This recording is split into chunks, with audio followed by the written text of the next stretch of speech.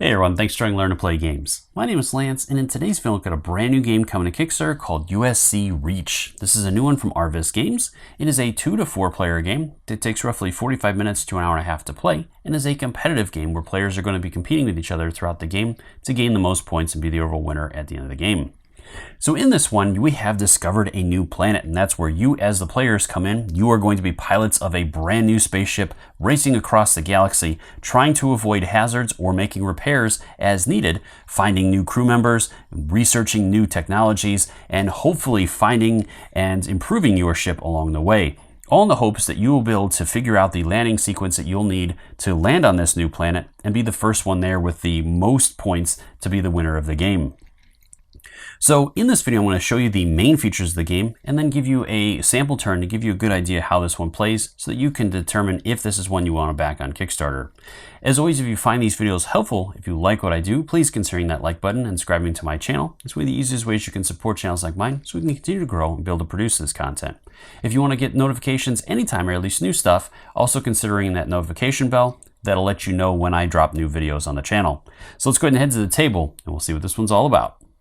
First, let's take a look at a player's ship and their crew. So to begin the game, each player is going to receive a ship screen that is going to be broken down into 6 different departments.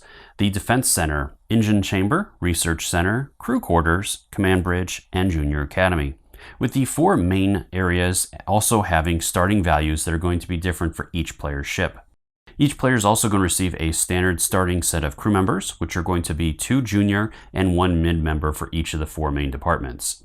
Now, throughout the game, you'll be able to place these in the different departments, adding your starting department with any that you place in here. And they can also be reversed and placed as workers, which will count as one of anything that are in these departments as well. So you don't have to lock them in the same department as their color.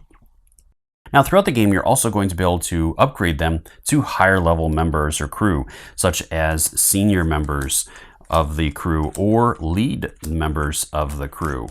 And these are going to give you higher amounts of stats in each of their different categories and even better as workers. You can also choose to instead upgrade your mid members to specialists, which will give you 2 different choices, but they will not be able to be used as workers. And some of the art is still in progress with these. Each player's main goal at the end of the game is to reach their landing zone. And each landing zone card is going to be different and has different requirements that the player must meet and have in their ship in order to land correctly. And if they don't, then they are not going to be included in the total and will not be able to win the game. Each one of these cards is going to be worth a number of victory points and will also provide the players with a couple of submissions that they will gain additional victory points if they meet at the end of the game.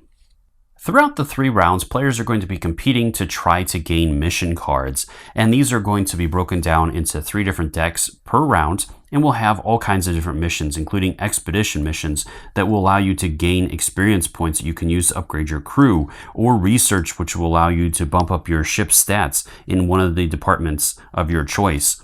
Salvage cards will get you usable items that you can spend during later rounds, and you'll also have distress calls where you can add additional crew members to your ship by gaining them throughout the game. And each one of these is going to have different requirements. The top numbers are going to be for the first turn in the round, as your ship won't be built up enough yet, and the bottom numbers are for the later rounds and will have different requirements that you must have in your ship in order to be able to claim this during your turn. And the final thing I want to go over before moving into the sample turn is a rough breakdown of the board.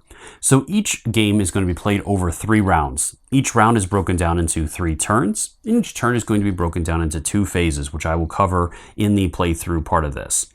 So from there, then, throughout the game, the players are going to be revealing space tiles in each one of these spaces as they progress throughout the game.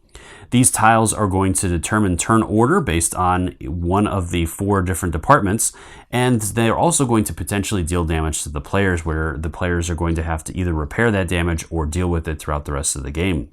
Then the players are going to reveal, based on the round, a number of mission tiles that they're going to be competing with to try to gain and improve their ships.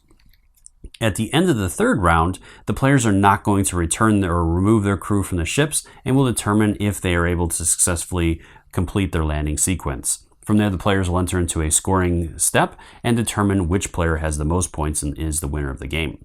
All right, so the final thing I want to show you is a sample turn in action to give you a good idea how this one plays.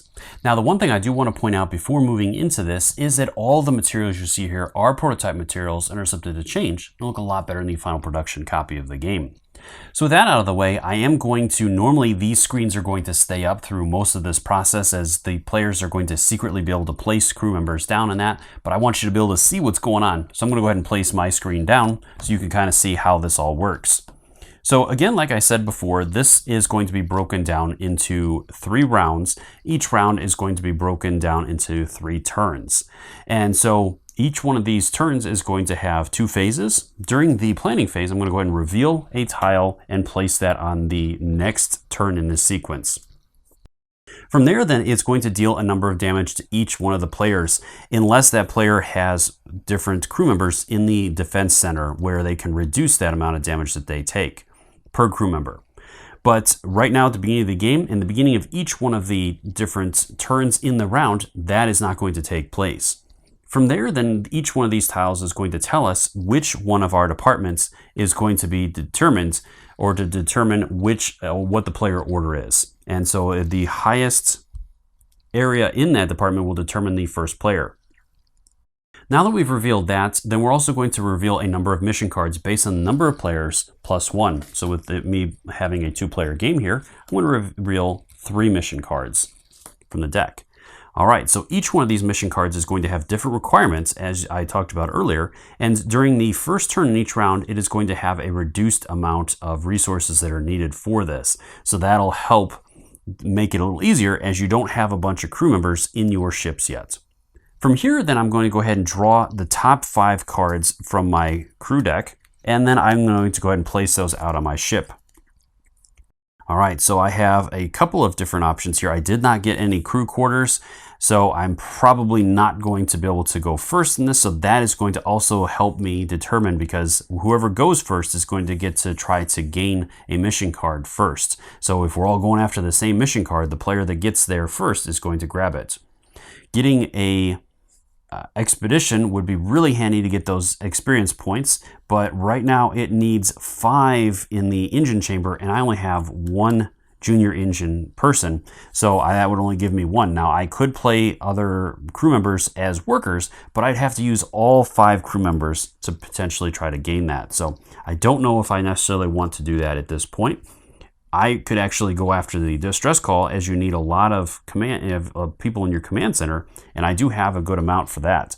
So I think I'm going to work on that. So I'm going to go ahead and place that there.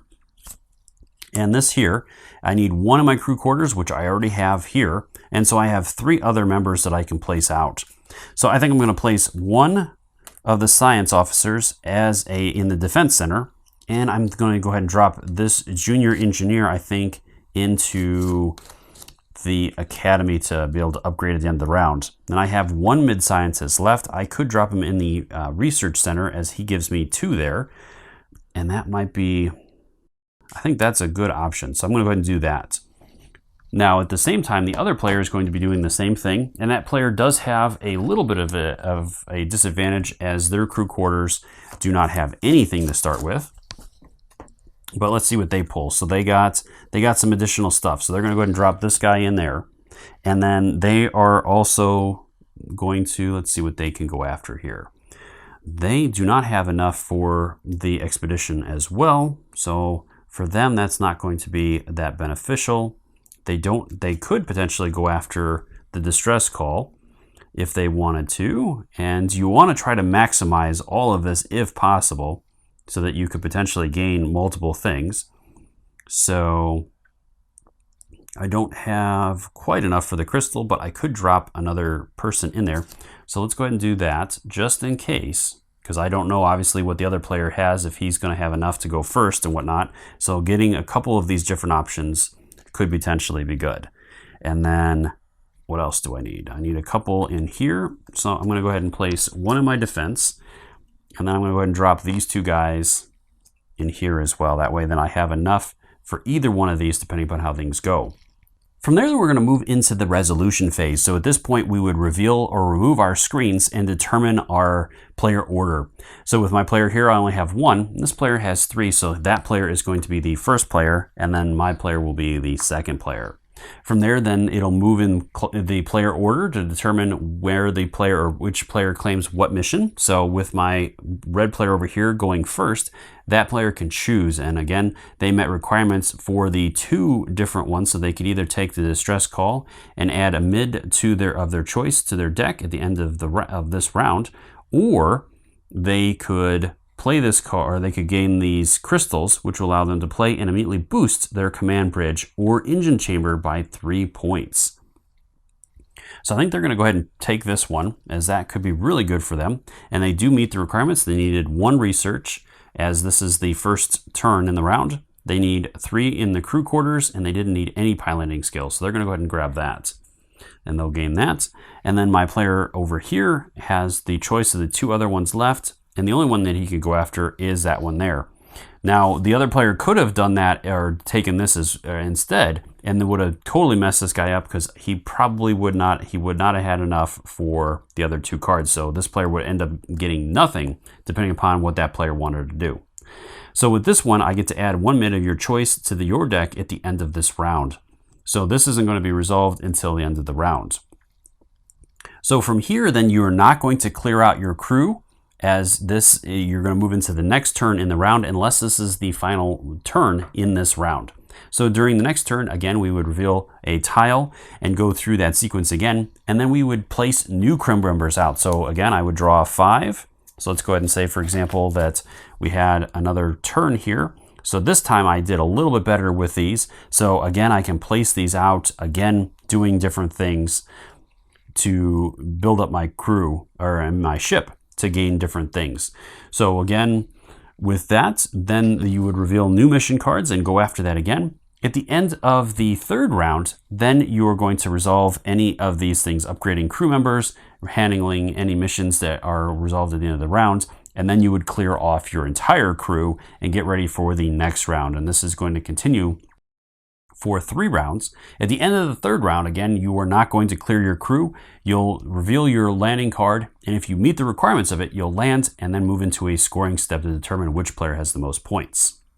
Well, I hope you found this video helpful in deciding whether or not this is a game you want to back on Kickstarter. As always, if you have any questions or comments, please post those in the comment section below, and I'll do my best to answer them. Or swing by the Kickstarter's main page and drop any questions you have there as well. I'm sure the creators would love to hear from you and are more than happy to answer any questions you have. Until next time, I'll see you later. Safe travels.